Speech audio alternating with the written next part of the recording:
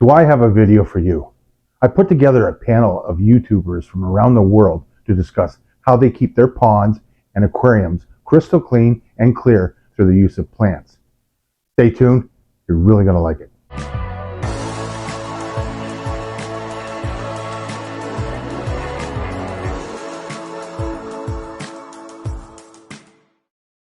Welcome back to Stubbs Aquatics. Boy, am I excited to show you this video. It's been a long time coming. I put together a great panel, people from all over the world, all the way from UK to Sweden to Australia and then back to North America. I think you're really going to enjoy it. What all these people have in common is their love of fish, whether they're in ponds or aquariums, and their love of keeping that water clean for them. They all use different methods. Some use like more of a walstad method, some use the fatherfish's way, and some use simple bog filtration. That being, well, I use a bog filtration on my ponds. I think it really helps.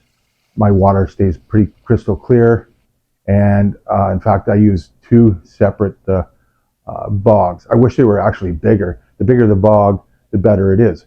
See, bogs are actually nutrient deficient. Yeah, you heard me right.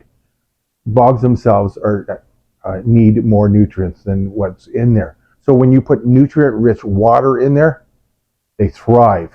And then they, in turn, help with the nitrogen cycle, so your ponds or your aquariums aren't crashing with ammonia spikes.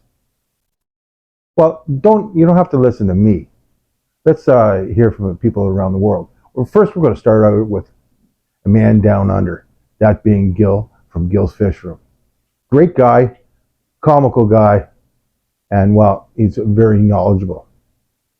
Well, take it away, Gil. Just give it back.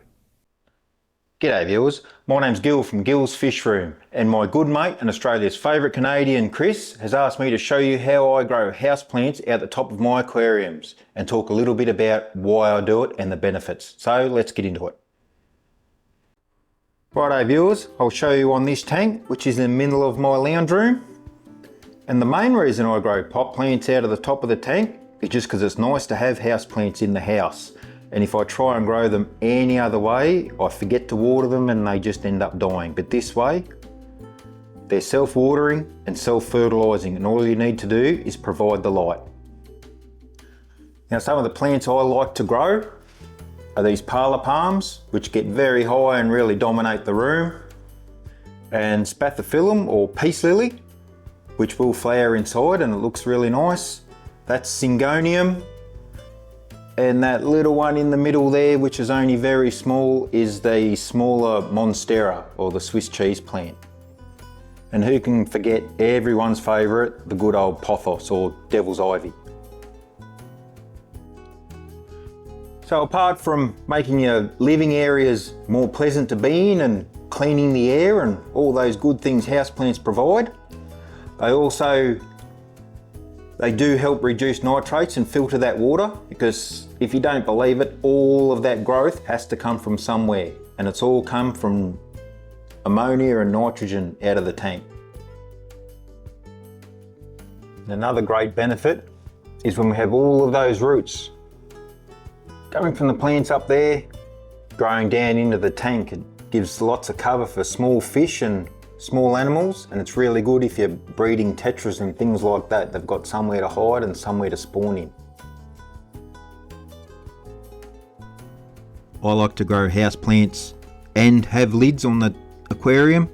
Keeps the heat in and reduces the evaporation, so we'll quickly run through how we manage to do that. So firstly, this is just polycarbonate roofing or twin wall. It's what we all use instead of glass for our tanks. So with a hole saw, I drill a few holes, and then this basket is for aquaponics. You can use regular pot baskets, anything that's got a nice big lip on top, because that's what's going to stop the pot and the plant from falling through. And these are just some clay lacquer balls that they use in hydroponics. And then very simply, drop the plant in. Not very hard at all. Then just repeat.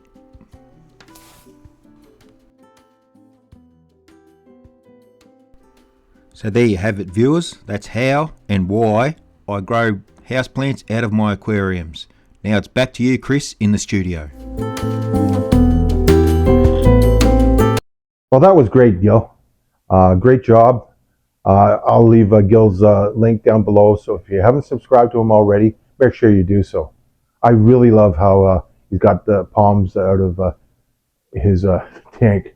I wouldn't have believed it until I saw it and then tried it on my very own, and they're thriving. So he obviously knows what he's talking about.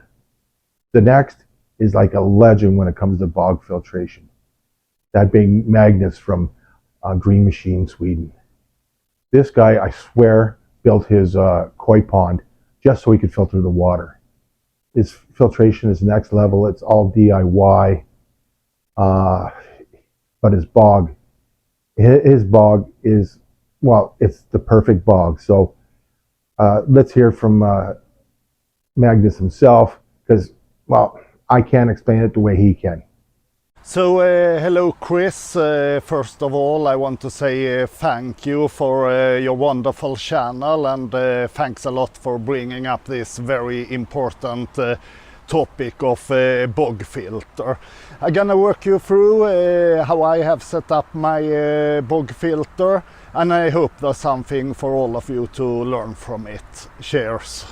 So my pond is about 18,000 liters, and we have a bead filter, we have sieve filter, and we have a moving bed filter for the first 3 stages in the nitrification process. But the most important one is the bog filter. You can see it there, it's quite massive of growth today. Anyway, it's fed by a 4,000 or 5,000 liter pump through the surface skimmer, and it pulls through the pump fed sieve filter, which take all the solid waste out of the water before it enters into the bog filter itself. So the bog filter itself is around 3 meters long, 1.3 meters wide, and 40 to 50 centimeters deep. So the total volume is around 1.7, 1.8 cubic meters. And that's a good approximately 10% of the whole system, which I think it's a good guideline. The sieve filter pushes the water into a perforated pipe, which is in the bottom of this bog filter. The substrate I'm using is macadam grit. That's like crushed granite in sizes of what is it, 10 to 20 or 10 to 25 millimeter size.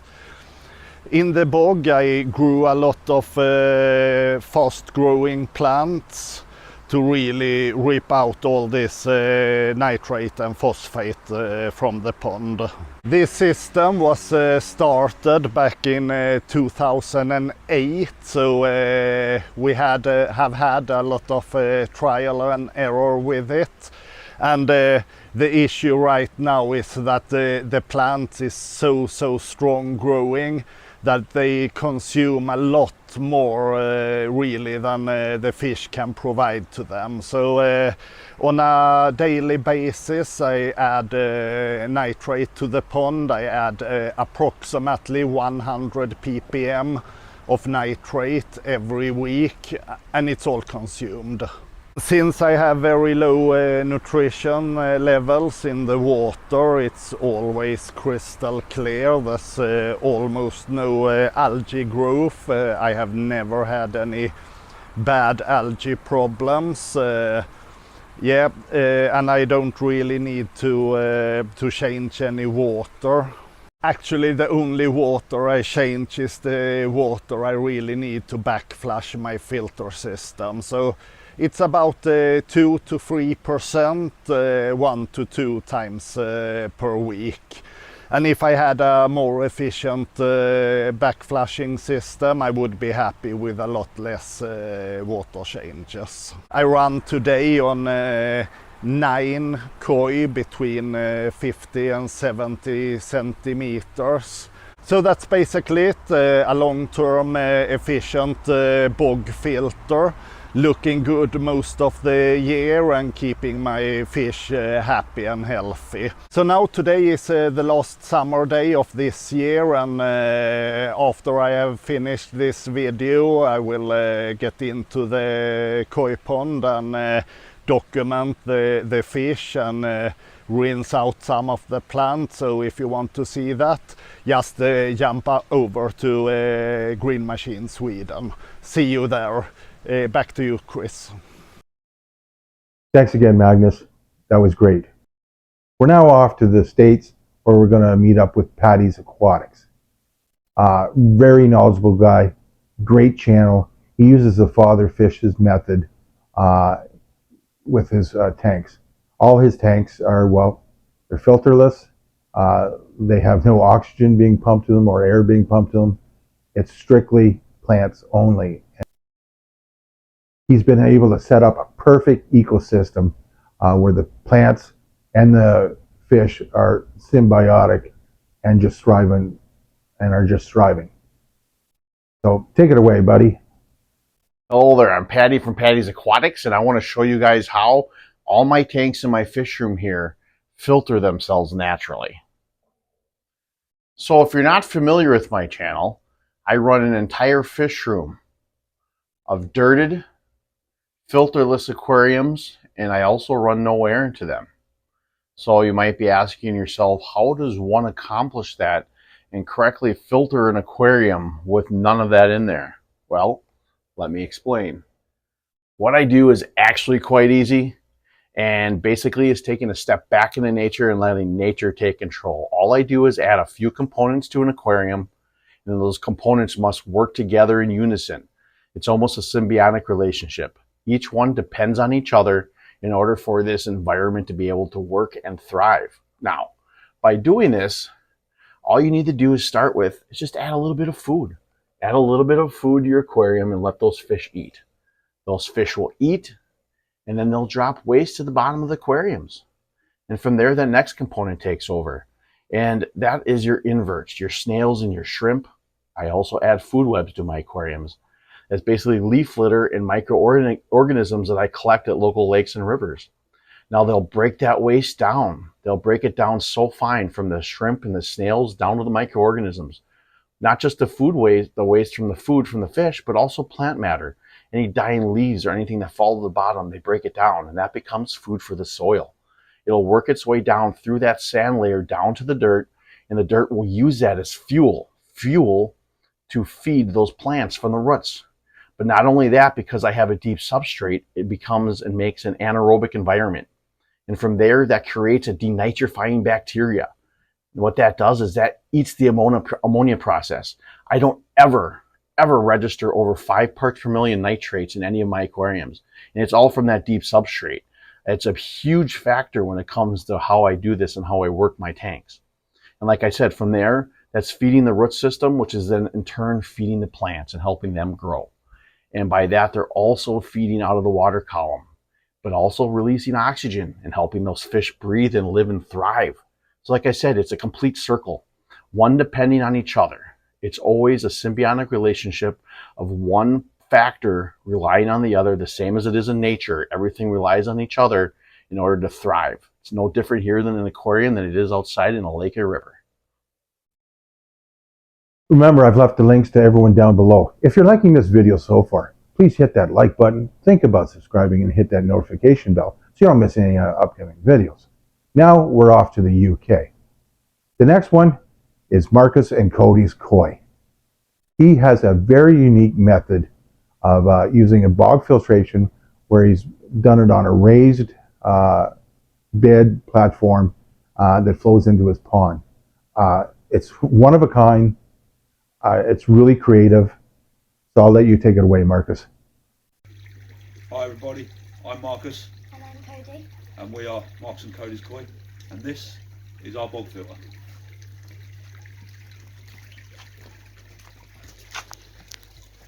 So the water travels all the way along. Tell you what, let me start at the beginning. This here is where the water enters, goes down into a chamber here. This is just a brace, it's not stopping the water flow. It goes all the way down. I'll get my hand through that.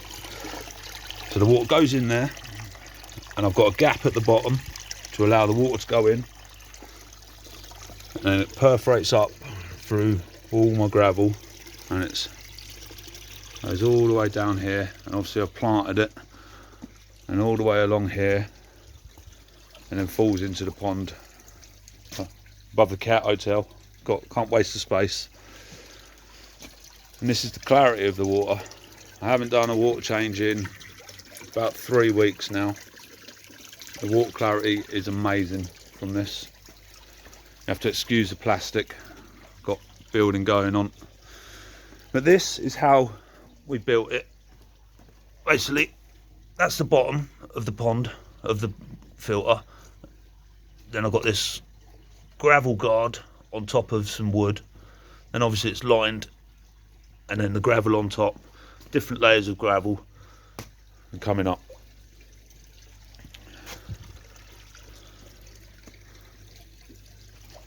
There you go. Quick one, pumped in from down there in the bottom. Piping runs all the way along, all the way down through the shed into my easy pod, and then back out down this pipe from down the shed and in.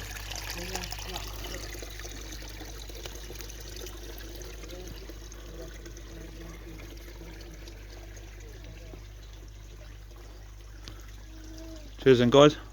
Hope you like it. Excellent job, guys. Last but not least is Raphael for For Koi and Goldfish out of the UK.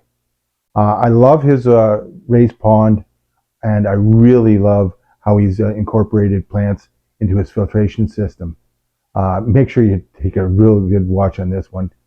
It's an excellent video. Okay, this video is for Fishtubers Aquatics. It's about our bug filter from For Koi Goldfish. So, as you see, we do a lot of plants. I got my fish tank over there, it's all full planted. So, I knew I want to have a bug filter. Well, I did want to have plants in my pond, but the thing is, I know these ones are very terrible with plants. So, the only idea I did have it is to build a bug filter. This one right here is I think it's 160 long, 45 and 45 and high. So I have inside Alpha Grove and those pebbles for the aquaponic. The quality of the water is the main thing with this bug filter. It's not for polish, it just give it a good quality for the fish, water quality for the fish. So I will leave a small video showing how we did build this bug filter. So take care, everybody.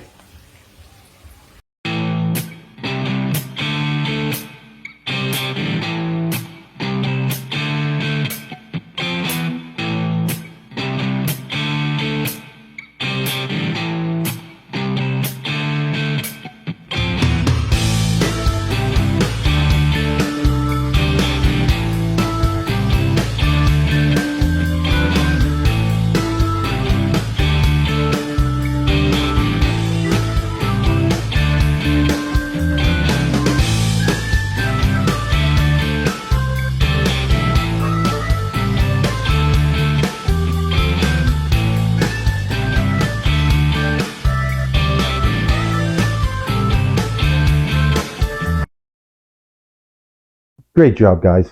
I really want to thank my panel for helping me out and doing this video. You did a great job.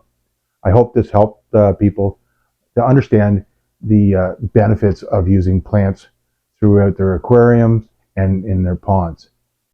I'm a big believer in the use of them. I wish I could filter more during the winter with my bog plants, but unfortunately they die back. But here in my indoor pond, I'm using plants as best I can, whether it's just the roots of them, of tropical plants growing into the water. The more plants, the better. Well, until next time, thanks again for watching. Remember, keep on keeping on. Bye for now.